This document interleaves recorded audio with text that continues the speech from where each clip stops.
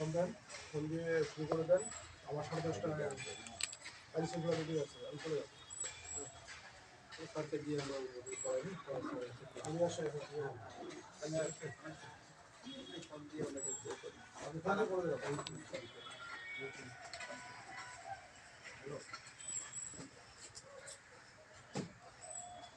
নমস্কার সবাইকে। ধর্মীয় আর্থসামাজিক প্রেক্ষাপটে গৃহীত সেবায়তে দক্ষতা বৃদ্ধিকরণ শীর্ষক প্রকল্পের আওতায় দিনাজপুর জেলা কার্যালয়ের অধীনে ঠাকুরগাঁ জেলায় 9 দিনব্যাপী সেবায়ত প্রশিক্ষণের আজকে আমাদের উদ্বোধনী অনুষ্ঠান। এই উদ্বোধনী অনুষ্ঠানে আমাদের আজকের অনুষ্ঠানের সভাপতি বাবু সত্যজিৎ কুমার কুণ্ডু, সম্মানিত ট্রাস্টি, ধর্মীয় কল্যাণ ট্রাস্ট, ধর্ম বিষয়ক মন্ত্রণালয়।